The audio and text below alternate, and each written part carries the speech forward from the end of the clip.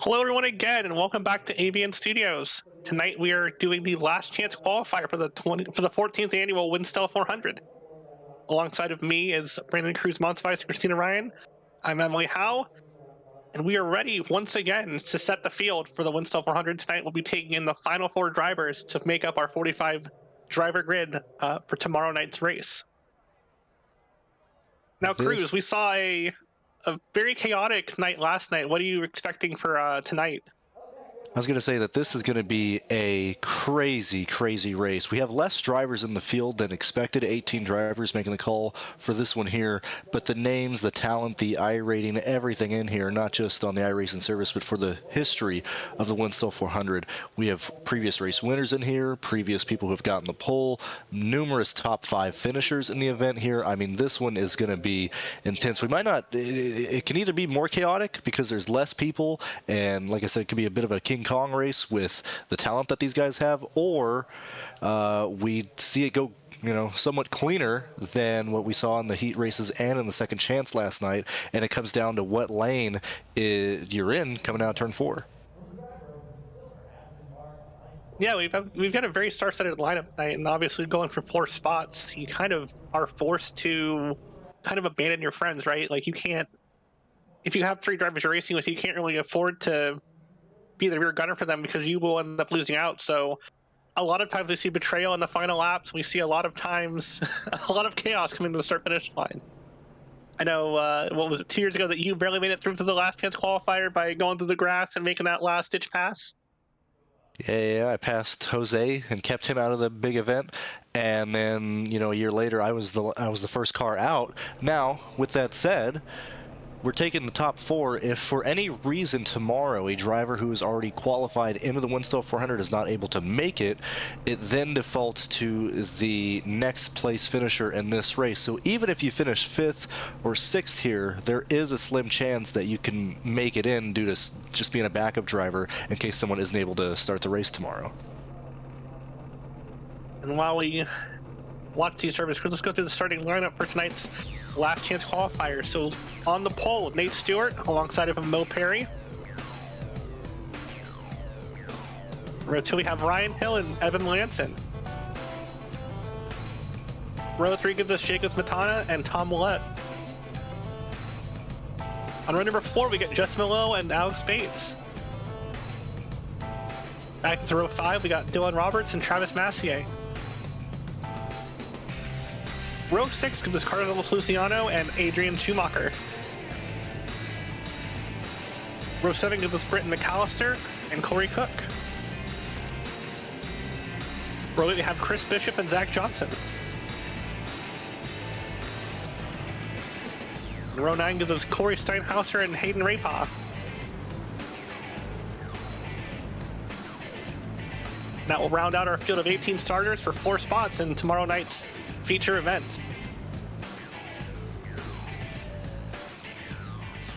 So a lot of times we talk about, in the Cup Series racing, we talk about the manufacturer alliances. Obviously, we really don't have that in iRacing, but we do have league and team alliances, right? So we'll probably see the Winstel drivers team up together. Guys like Evan Melanson, Alex Bates, Dylan Roberts, expect them to work together pretty hard. And then guys like Nate Stewart, Justin Mallow on the FTF side, expect them to be working together pretty hard. So it'll become a battle a lot of times of the league alliances to really determine who makes the field for tomorrow night.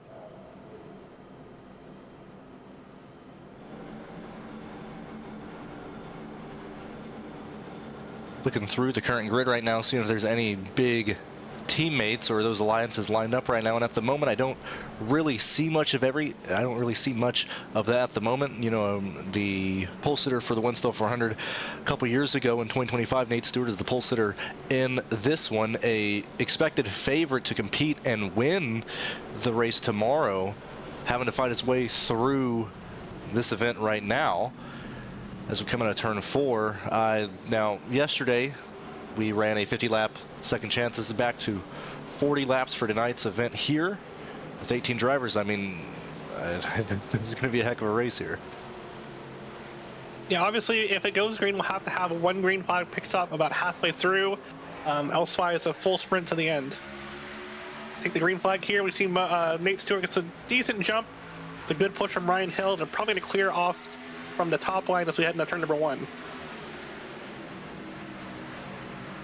I would say the main thing that we've talked about that we saw be very, very treacherous in the races yesterday is stay off the wall. Now, with 18 cars, in this event. I think that's going to be a little bit easier to do today compared to what we see in the heat races in and tomorrow. But I mean, that is where the majority of the crashes and everything are happening, as we see a pretty significant checkup on that inside lane as Evan Melanson jumps down to lead the bottom line there with Mo Perry on his outside, but just stay off the outside wall. That was the main issue point for all these racers yesterday in all the races. Yeah, a lot of guys cut out by that. Sorry, just want to say, but don't forget there's only 4 transfer spots for this race too, so they don't have a whole lot of time to get up to the front and make things happen. Yeah, and unlike last night, when you have 12 spots and you're, in the top 5, you can feel safe in the top 5 if you were racing last night. But tonight, you aren't safe at all. So it's going to be an all-out bloodbath as we come down to the end here. To see the bottom line, unlike previous years, the bottom line's been very strong this year, right? We see Nate Stewart and Evan Melanson able to string out about 4 or 5 cars there at the bottom compared to the top line. As Dylan Roberts, the first to move up to the top line on 31 machine ahead of Mo Perry in the 28 machine.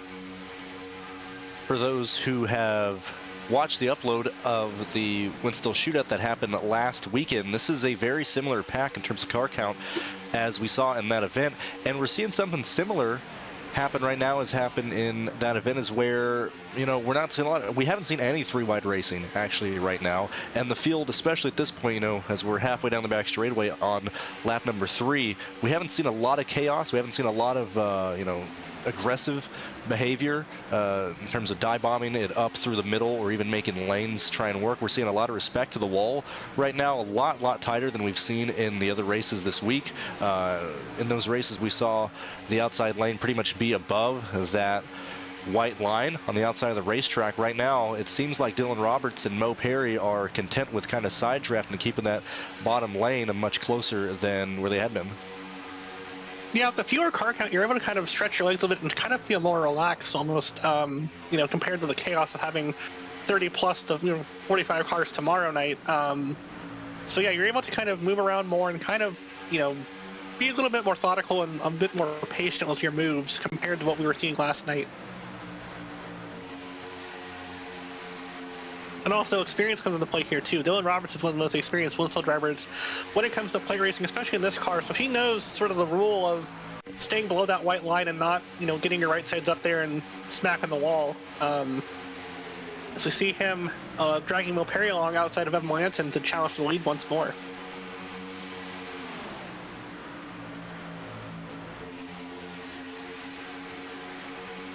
Something worth noting, in the opening laps of the race, the lime green number 89 of Hayden Rapa fell off the pace a little bit, almost lost the draft, was almost a full second behind, but since the air that these cars punch into the air is so big, he was able to gain all the way back up. He's still riding at the back, which is what he tends to do, but as we ride on board with him now, but nearly lost the draft, but caught back up in time.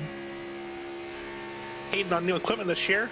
Recently bought himself a new wheel after his previous wheel had fallen apart for lack of better terms, and hopefully now that he has a brake pedal and working throttle pedal that he doesn't have to kind of mess with on a lap-to-lap basis, he'll have a bit more luck. That's a big thing too, as we, this is now January, the Christmas season of buying and gifting. A lot of people on new equipment. Evan Melanson just installed his new DD yesterday. He's gonna have a lot of fun with that, and seems to be a success for him. He's up at the front now, pushing Dylan Roberts in front of Nate Stewart there in the bottom. Having a good showing tonight in the last chance qualifier. That's something I want to bring up real quick too, is that you guys have been through the heats, through the duels, the LCQs. I've only ever watched this race from the booth, of course. Seeing what Hayden's doing right now, is this a viable strategy for the last call qualifier? We know a lot of things can go haywire, especially when it gets to be crunch time, but I don't know, 18th place, even with a small field like this, only 4 spots up for grabs, does it work? In my opinion, no. But in my opinion, I'm a driver who always is trying to lead every single lap possible. I think that's the best way to stay out of trouble and just keep yourself in contention. Because obviously, it's better to be last and maybe mid-pack, but at the same time, praying for everyone else to crash and then trying to get into the top 4 is a tall task to order, especially when it comes to, the risk of losing the draft and, being caught up in stuff that, you know, even if you are at the back, sometimes the track is just blocked and you can't slow down. Alex Bates pushed Mo Perry to the front real quick, and then Mo Perry dropped down, and now those two are the front of the field as we work lap number 8. I want to kind of jump back on what you guys were discussing there. I talked with Chin and Snipes, people who were up in front in their respective races yesterday, and really across the board, everybody who advanced in their races, as we see Travis dunk to the bottom there of Alex Bates for the lead. Everybody I talked to who had made the race, now obviously you had to survive, you know, any chaos that was specifically in your event, but everybody lend their survival to the fact that they were being aggressive, that they were up front, that they, you know, outside of the instant with the, I forgot his name right now, the 43 that we had out of turn 4 in the second chance race, we didn't see any of the wrecks come from the leaders or the top 3 lines. They were primarily on the top line, in the corners, and in the back half of the field. And so I think you need to be aggressive. And so in terms of, you know, what Hayden is doing in the back, you know, if I'm Hayden, if I'm Ryan Hill, if I'm Nate Stewart, you know, Justin Melillo, I know it's only, you know, lap 9 right now, but I would be doing everything in my power to try and make, you know, a line work or gain positions, because if I fall back, I'm not really falling that far back. We only have 18 cars. I think your safety net of being aggressive is extended here with, you know, only 18 cars in this field. Yeah, the thing is too with this, like, with this package, right? I mean, as coined by Dale Jr., the big ass spoiler package. These cars are so draggy that getting damage. Oh, sorry, we got really a car on the you. wall on the top in turns 1 and 2. I think that's Corey Steinhauser. Sorry to break you up there, but they had a little checkup on the top lane. A couple cars almost hit it, and Steinhauser, I believe, did find it, and I believe he may lose the draft or be in danger of losing it now as he lost his momentum out of turn 2.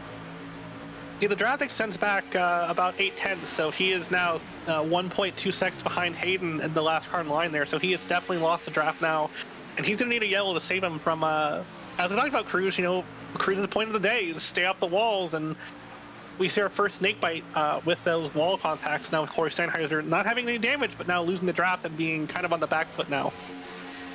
Yeah, and that was something that started up in the first couple rows on that outside lane and worked its way all the way back, because Steinhauser had just fallen to 18th place a lap ago. So that was all the way at the back of the field where that had made its way to him.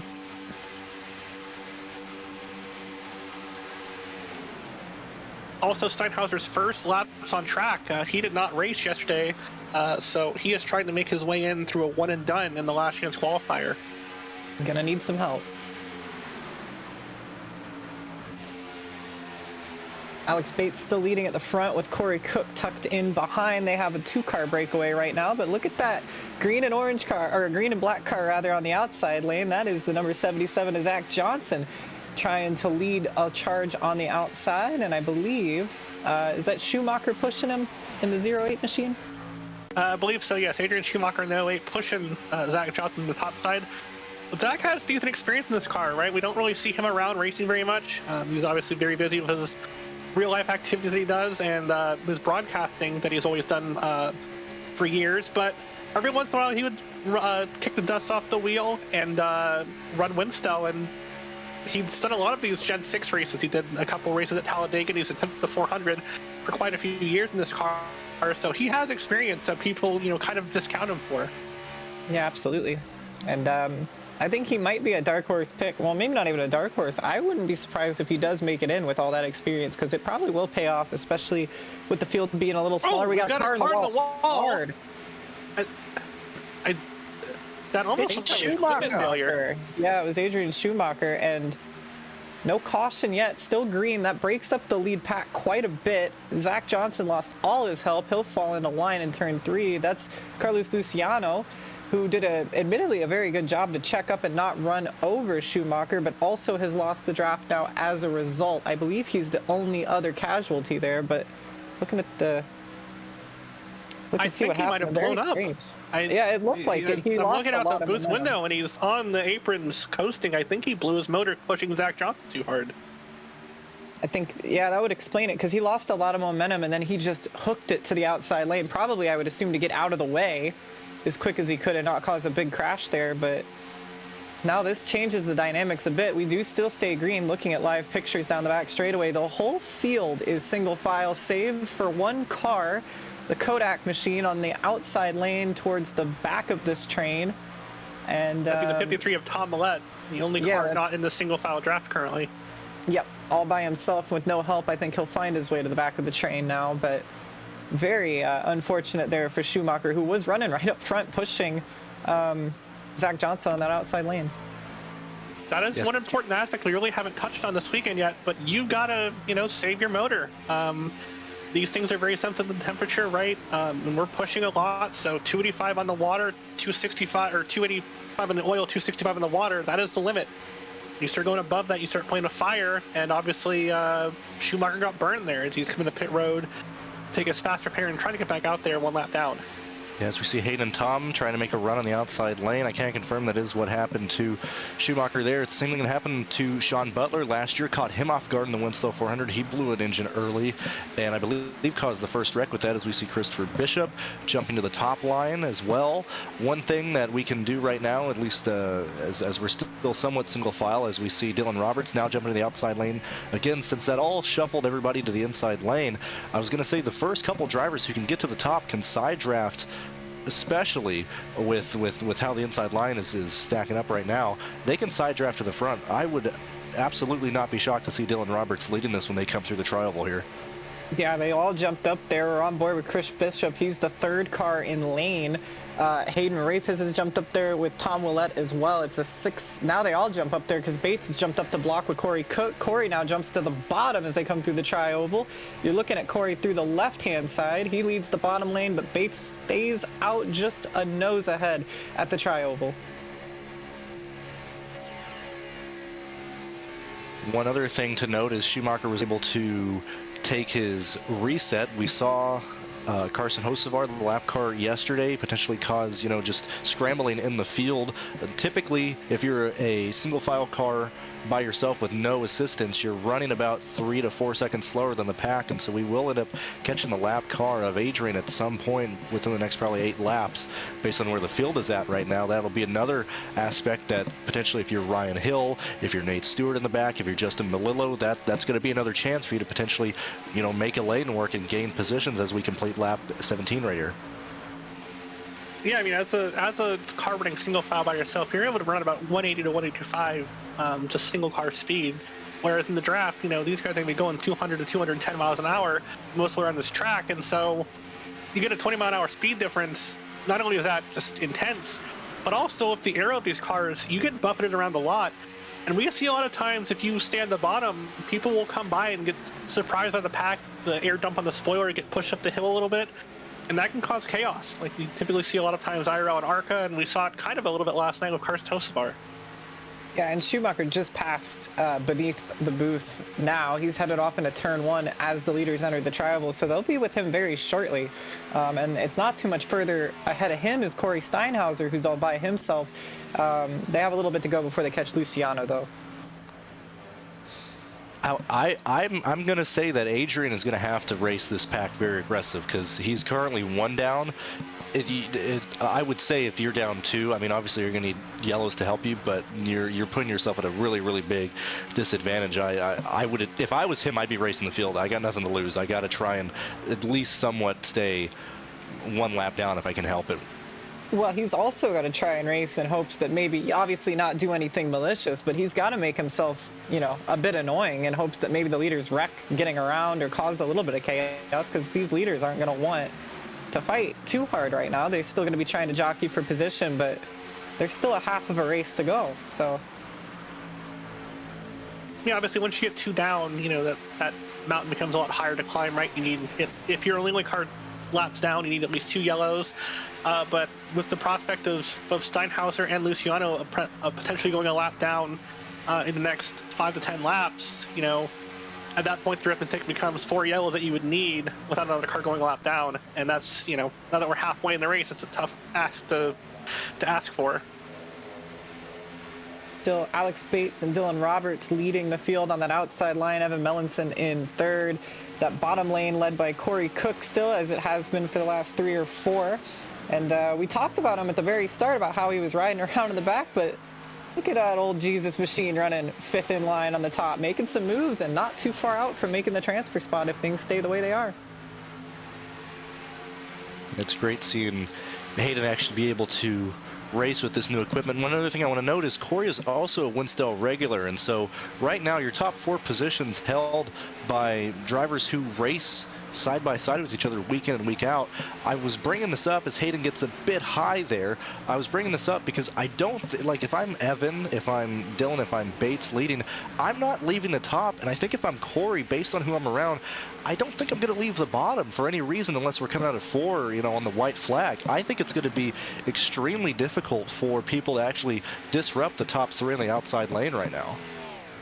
Well, something will disrupt the inside lane very shortly, assuming Schumacher doesn't move. They are coming up pretty quickly to that car. You can start to see him in the foreground of the camera angles. You see him right there in the middle of the back straightaway. So this is going to add another element to how they can navigate this traffic. Granted, one car shouldn't be a huge deal, but it does change things. And now the radios for the first time in this race are lighting up asking where Schumacher's going to be. And he just said he's going to drop to the apron on the scanner. So he's not going to be a factor to these leaders, and there he goes. Yeah, seemingly deciding just to park it almost and take his lumps and go 2 down, which again, if this keeps going green, he's not going to have the draft now, and he's going to be going 3 down here shortly. So at this point, he's got to pray for a yellow, and a yellow very soon. Certainly a gentleman move, though. Very honorable to pull off and effectively throw away a chance at getting back in this race for the sake of keeping the pack from having to navigate you. So props where props are due there to the rookie. Also, as we cross the halfway barrier, we are going to be looking at pit stops here in the next couple laps. So let's start seeing people try to move their way down to the bottom and get their friend. As we see, I believe Dylan was trying to almost clear himself off of Corey Cook there off of turn 4. Didn't get clear, but I think they're looking to start doing their pit cycling soon. As we see the top 3 kind of pull Corey Cook on the bottom. Yeah, I saw Zach Johnson drop back like 4 or 5 car lengths to get down into the bottom lane a lap ago. So I think that's where that thinking is for the 77 machine. That's why the green and black Jeremy Mayfield car is at the very tail end of the field right now. But they got a 3-car clearance down the back straightaway, now 4-car clearance on that outside lane almost. I think they might all drop down, and they do. So put Bates, Roberts, and Melanson all in line on the bottom now just before pit stops. Of note for pit stops, we haven't seen green and black pit stops yet this year. The speed limit cone has been moved back with the oval refresh. You see it there at the Advent Health sign across the grass there. It used to be way further down pit road. You could be way more aggressive on pit road.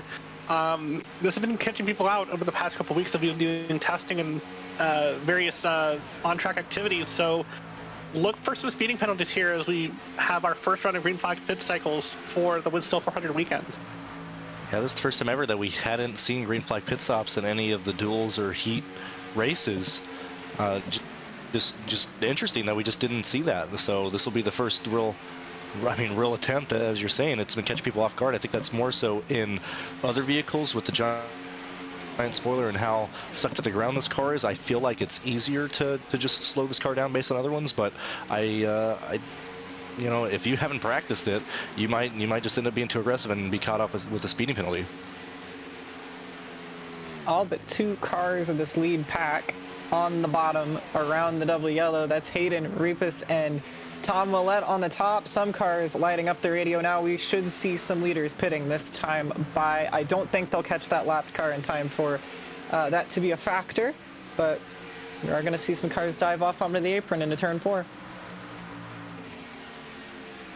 You see Tom in the 53 trying to find a hole to potentially go on pit lane this time by. We're expecting several drivers here. We're going to see if they actually end up doing that. We do see 2 drivers make their way down. That is the 61 of Corey and Travis in the 27, the 2 lone drivers on pit lane right now. It's looking like everybody else is getting ready to pit next time. We do have a bit of a breakaway.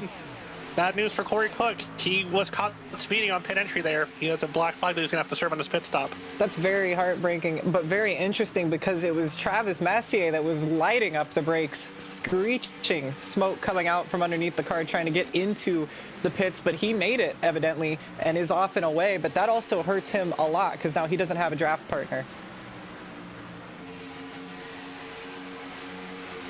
as we talked about, pit road going to be treacherous this year as we see Corey Steinhauser, the lone lap car in the pack, pitting this time by. He looks to be getting on pit road nice and safely there. As the rest of the field thunders by single file below the start-finish line to take lap number 28. So if I'm Justin Melillo right now, if I'm Nate Stewart, I think I just need to be aggressive on this pit stop. I think I'm just taking fuel, but aggressive, specifically trying to enter and just gain, a car length or two right now, since we're all single file. As soon as we go into pit, like I think this is my best chance to make some easy passes right now, because you never know what's going to happen. If people speed, you never know what's going to happen if people have a bad shift on the apron. As we're coming to turn 4 this time by, it's still looking like a majority of these drivers, in fact, all of them are staying out for another time around. Due to this, we're probably going to see the field catch several lap cars this time by, based on how slow Carlos and Travis in the 27 are in turns 1 and 2. But yeah, you're absolutely right. No, go ahead. That can really throw a wrench to the pit cycle because, you're organized now single file on the bottom, but they're going to have to go around the outside of these lap cars here, and it's going to... Let's see here, Evan pitting this lap from the 32 car. Lots of takers this time by that they're going to have to navigate these lap cars potentially out of 3 and 4 here, but it looks like they're going to back off a little bit and let them take the lead here. By far the most cars that we've seen so far, at least half a dozen, couple more, and it looks like we got one car in the grass. That's the 4 machine, holds on to it, Chris Bishop, but I'm not sure if he made pit speed or safe entry. It looked like everybody else seemed to get in okay. Bishop was clear, but we got contact on pit entry as well. The 31 and 32 making contact on getting into their stalls, and also Evan Lanson has a pit entry penalty. And slid the box, so a disastrous pit stop for the 32 machine, and I think that all started with some contact with Dylan Roberts, and he will be very slow out of the box. It appears everybody else launching out, but the 4 car a little bit slow, of course, but no pit stop, as you said, Emily, so got rolling again. But yeah, Evan Melanson going to be in the box for a while. That's pretty much curtains for him, unfortunately. That was a disastrous pit stop for the 32. Not only did that affect him, it affected his effective teammate Dylan Roberts as they got together entering their stalls. That obviously didn't hurt Dylan too terribly bad, but it did pull him off that lead draft just a little bit. The rest of the leaders coming into the pit lane this time by now, so we'll see if they can beat that big pack out or not. Melanson's still stationary in the box, and he just now gets going, so he might tag on to the tail end of this group, but he will be a lap down at least. Nate Stewart scored as the leader in front of Melillo. They go for a splash and go.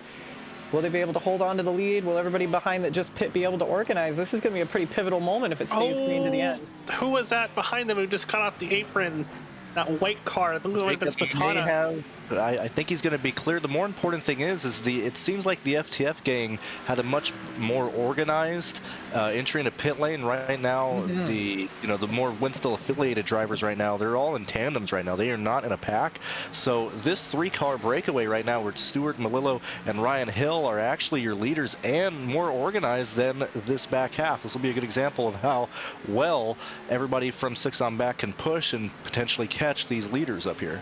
And I think Smetana is going to be okay. I don't see any black flag next to his name, so I think he might get away with that. But he has lost those 3 cars in front of him, and you see he's about to get swallowed up by this pack of 4. This is pretty much going to be the race for the front. This pack needs to clear him without slowing themselves down. It's going to be up to Mo Perry, and he's doing exactly... I mean, you could have argued maybe you wanted a bit more space to not be slowing down here. They needed to get around him very easily. They do. But this is going to be an all-out shove from these 4 drivers to run down these top 3 for the transfer positions. Yeah, this is the race right now, coming to 8 laps to go. Yeah, you either catch these 3 or this pack here is racing for the transfer position. Only one can advance from here, and right now that position is held by Mo Perry. So Mo is not only trying to catch leaders, but also defend if it ends up going green. But a great pit stop from the FTF gang. Stewart, Melillo, and Ryan Hill lead, but they are losing time as the 4 cars tend to be faster than 3, but it's going to be a matter of time and seeing if they can catch in time with only 8 laps to go. A couple more lap cars exiting the pit lane that might give a little bit of draft to that second pack, but we're going to have to see. Yeah. You know, last time by, this backpack was running a 44.88 lap time. The leaders were running a 45.2. It looks like the second pack is going to be able to quickly and swiftly pass this lap car as well. It's going to be close. We're going to have to check the times here as this lead pack comes back, or at least the leaders rather. They cross the line here with a, you know, flat 45.07 lap time. The second pack got slowed down slightly with that lap car there at 41.1s, but it's going to be coming close, and it's going to come down to on the white flag. I firmly believe if they have any chance of passing, it's going to be on the white flag lap. It's also worth noting they're not really pushing physically a whole lot. They are now. Melillo gets to the back bumper of Nate Stewart up ahead, but I was looking out the box. You can see on your screens how hard Bates is pushing Mo Perry. There's a lot of physical pushing all the way around the track like the old tandem days. Not a ton of that from the lead pack right now. Melillo and Nate Stewart were working together a lot in practice, so they are familiar with each other. Ryan Hill still tagging on to the back, but not as much pushing from the front three as we see now. You can see a lot of space between the front cars, tucking up close, but not shoving.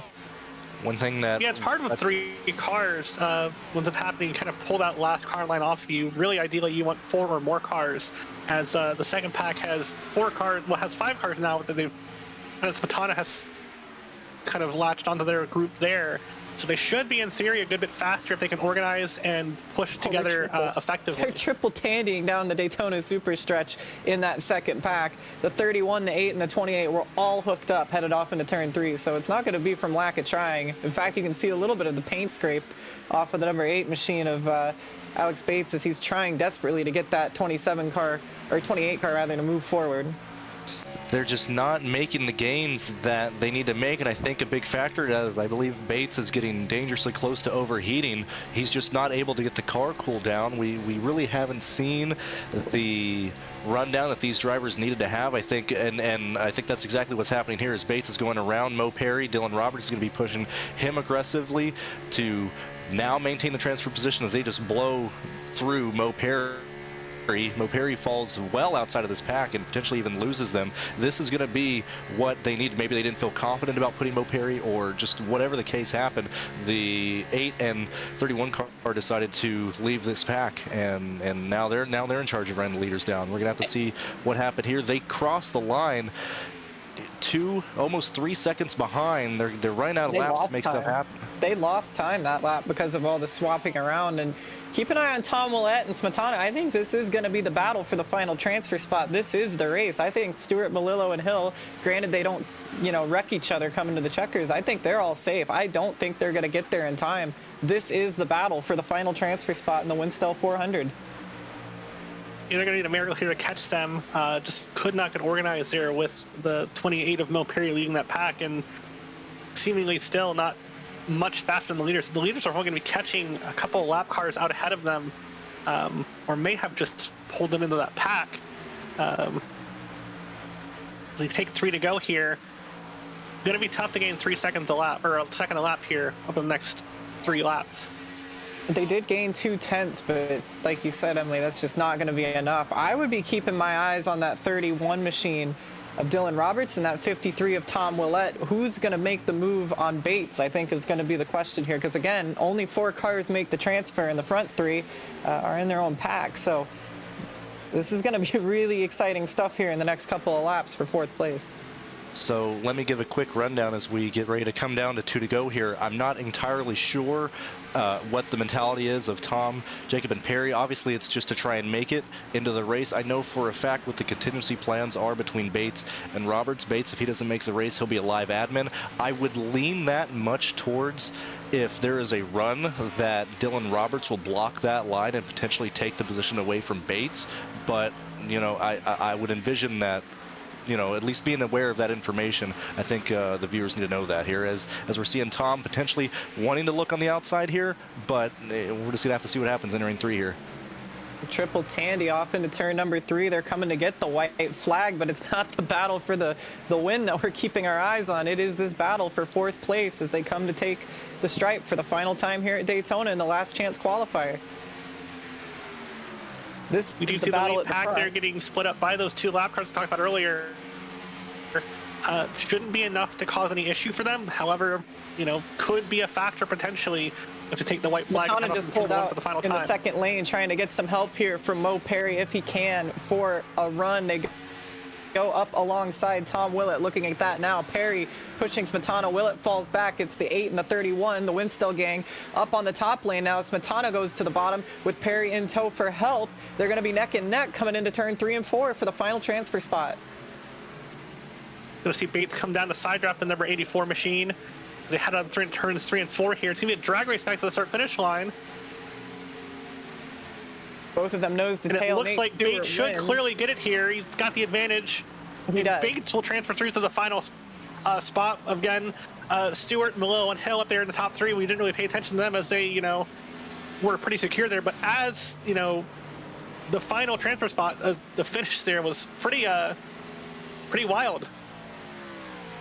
Yeah, it was certainly a move was made for sure, and it was a very brave move from Smetana to try and make the move Perry went with. They had the momentum, but unfortunately for them, they were stuck on the bottom, and that outside lane is just going to prevail with the side draft in these cars 9 times out of 10, and Bates does a great job to utilize that to his advantage and put that number 8 car in the show for tomorrow's event. But Smetana with a great move, but going to be the first one out. Roberts, Perry, Willett, not going to make it either on that last lap melee. But by the way, Nate Stewart won the the race, the number 67 machine, and is doing some burnouts on the front stretch now.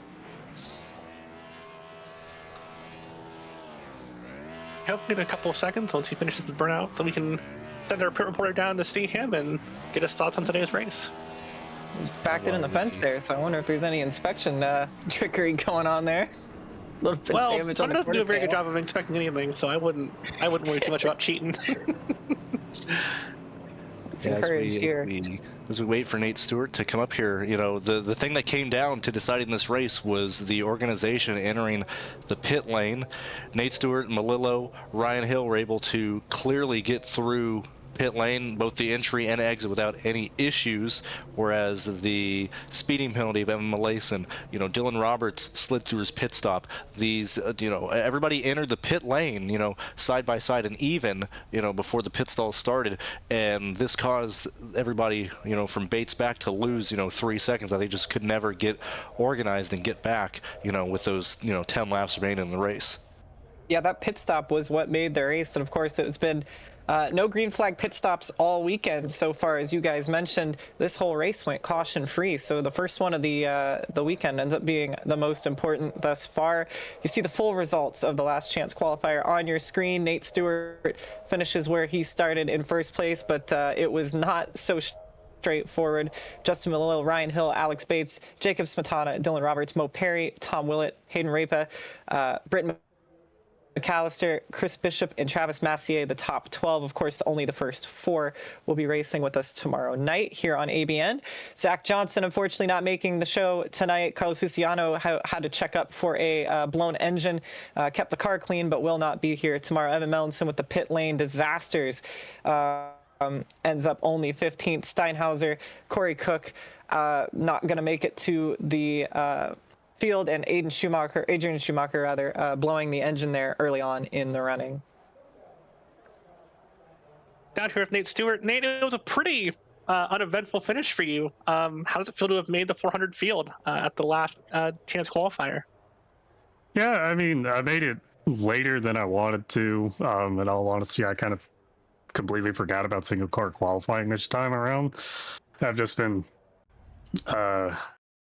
I don't know, not as locked in this year, I guess you could say. Just a lot of stuff going on, and forgot about single car qualifying, so I didn't partake in that. And then last night in the heat race, I got wrecked later on, and then I actually ended up skipping out on the second chance race to go run C Open because to try to freshen up for the Road to Pro season. But I mean, overall, I'm happy regardless. I'm happy that I was able to carry Justin with me there to the end, because without him, I don't think it would have been as easy. I wasn't doubting myself whatsoever. I knew I could have made it, no problem.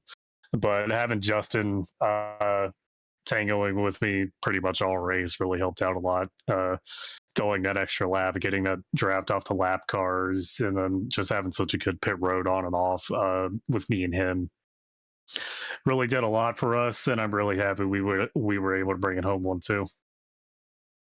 Yeah, your group was the first to do green flag pit stops of this entire Winstel 400 season. The pit road cone got moved back this year. Do you find that to be more challenging compared to previous years? I didn't even realize until Brennan said something, to be completely honest with you.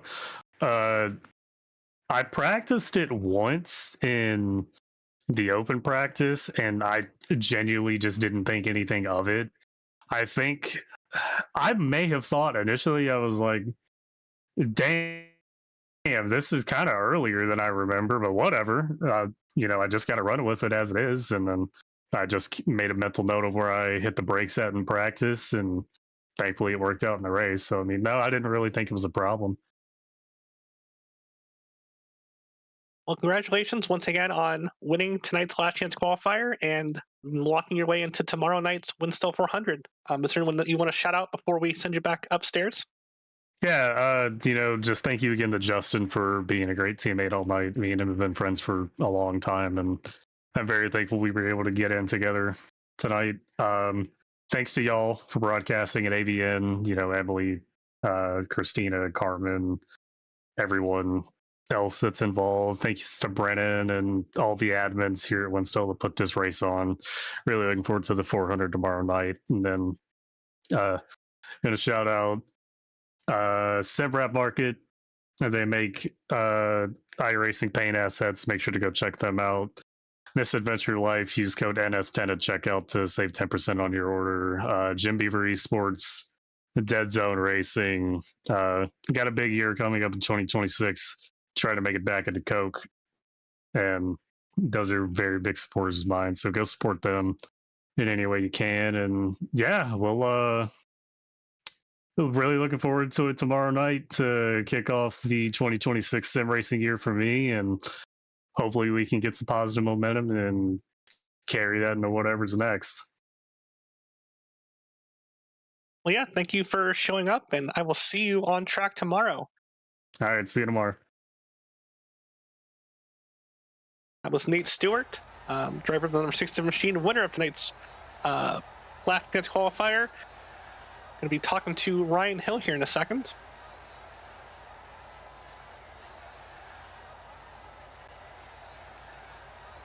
Ryan, you got a copy? I do. So you have finished third in the last chance qualifier. You have made it through to tomorrow night's Winstel 400. How did you feel out there tonight in the last chance qualifier? A lot better than I did the last two races last night. A lot better. Yeah, it seemed like you had, once the pit stop cycle kind of finished out there, that you, Malillo, and Stewart kind of had it locked in the bag. Did you feel that way when you were exiting pit road? Not really. I mean, I was trying not to wreck coming off pit road because I think we took fuel only, and as you know, the cars like to drive funny on 30 lap tires, and heated up tires on apron's not fun. So it wasn't until about start finish line we realized, I was like, oh heck yeah, this is gonna be good. And I was like, I hope the admins keep their fingers far away from that yellow flag button as possible. Yeah, it seems like once we kind of I know y'all couldn't see it, but once the pit stop cycle concluded, there really wasn't much on track hazard, really, because everyone kind of got spread out. Speaking of pit road, y'all were the first group to have gotten green flag pit stops in the Winstel 400 Speed Weeks. With that pit road code being moved back in the last year, did you find that to be a unique challenge compared to years prior? It was moved back. I have no idea. Yeah, it used to be really further down pit road, about 100 feet. And with these cars being this fast, it's quite a challenge this past week. I don't know. I'll be honest. You come off turn 4 and you look for the yellow line to split off, and that's normally where I just jab the brakes and start shifting it down and pray a little bit that you get down to 60 when you hit the cone. I'd never even noticed it was moved.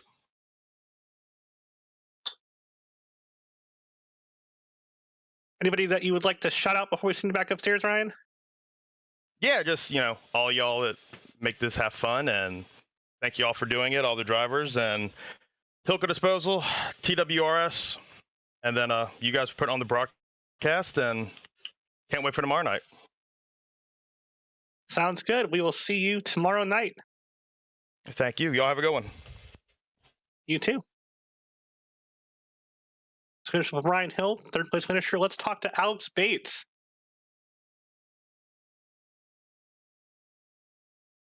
Praying the broadcast didn't hear that. Alex, you got a copy? Yep, I got you. You made it through, man. Didn't look great there for a little bit, but you and Dylan worked together there to kind of fend off that battle behind you. How do you feel now that you're locked into tomorrow night's race? Yeah, not pretty. I mean, we Dylan and I and Evan really wanted to work together as much as we could there, especially when we were at the front. And then after the pit stop, I mean, Evan got bumped and ended up speeding. Dylan got tangled up getting in his box. So, it's really just a deal of one of us has to make it. And couldn't really push Mo anymore. So, I mean, just had to abandon him. At that point, I didn't even realize that was for the transfer spot, but we just really wanted to catch that lead pack and race for it. But yeah, huge thanks to Dylan for pushing me all the way through there at the end and getting me this last spot. Yeah, for a moment it looked like you guys had the advantage of having 4 to 5 cars in that pack. We figured that there might be a chance with 10 to go there that you could track down those top 3, but what was kind of the hindrance there for you guys to make speed there with the 5-car pack? It was strange. I had a good lock on Mo, and those first few laps out of the pits, I thought we were making good time. And once I got heat, especially oil temp as fast as we were going, I couldn't get any more long pushes, and that was really, we just needed to be shuffling that whole run if we wanted to chase them down, but we figured it out too late. And as you mentioned, pit road, big kind of Achilles heel for your group. What was your strategy coming into the pit stop? I know the top 3 all took no tires and fuel only. Did your group take tires there? We took no tires there. That was we were back and forth on it for a while. I think it was a practice race earlier this week that some of us took no tires on the exit, and seemed to be the move at that point. And we thought that would be our best chance this time since we weren't the first ones in pit road. Makes sense. And with all the experience you've had on track this week, having to go through all 3 of the qualifying races, has this affected your strategy all for tomorrow? Do you plan to run up front, or do you plan to hang around at the back for a while? It's I can't say I'm going in with a dead set how I want to run it. I'm gonna run the race I receive. Whoever I start in the race will impact what I want to do, who's around me, what the field looks like. So stay tuned. Alex, anybody that you want to shout out before we send you back downstairs? Yeah, I want to shout out Brennan for putting this on every year, all these years. I mean, it's been over a decade at this point, and my slap together broadcast was the first one to show it. So, it's fun to have a little history here on iRacing. Shout out to everybody that helps with Winstel, Bud, and the other admins, Phil, Hayden, Parker. Shout out to the contributors, you, Emily, and Cruz. And yeah, excited for tomorrow. That's Alex Bates, 4th place finisher and final lock-in for tomorrow night's Winstel 400. Alex, we'll see you tomorrow. See you then.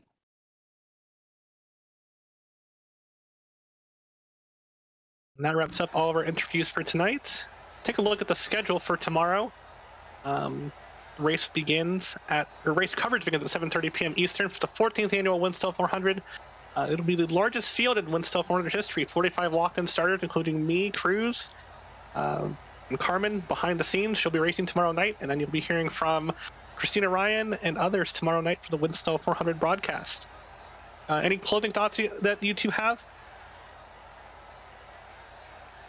I'm ready to go racing. I will say this. It was really refreshing to see a race go green, to see pit stops come into play. I think, at least I'm expecting to see much more of that tomorrow. And, head, notes, as I'm up here watching people. Let me just not also. I don't want to hit the wall tomorrow on the top side, and I don't want to mess up entering pit lane because that's what decided this for a majority of the field in this event. Yeah, I agree not much with you. to add. I agree with your Cruz. I think tomorrow night I'm going to have to be aggressive, and I'm going to have to be really careful on pit entry compared to previous years. A lot less forgiving. Reminds me a lot of like when we used to run at Daytona 07. It was very challenging on pit road, and every year we'd see people's strategy unfold and races kind of fall apart based off of just their final pit stop. It happened to Brennan several times, and Brennan again. Me and you, Cruz, have won the Winstel 400, amongst many others. Brennan's still a bridesmaid of sort of the Winstel core drivers to win a Winstel 400. We saw Christian Budd win last year. So look to see Brendan McGee be very, very hungry tomorrow night in the Winstel 400. Again, as we wrap up tonight, I want to remind you tomorrow night, coverage begins at 7:30 p.m. Eastern for the 14th annual Winstel 400. We'll see 45 drivers that have been whittled down from 85 compete tomorrow night for the Winstel 400.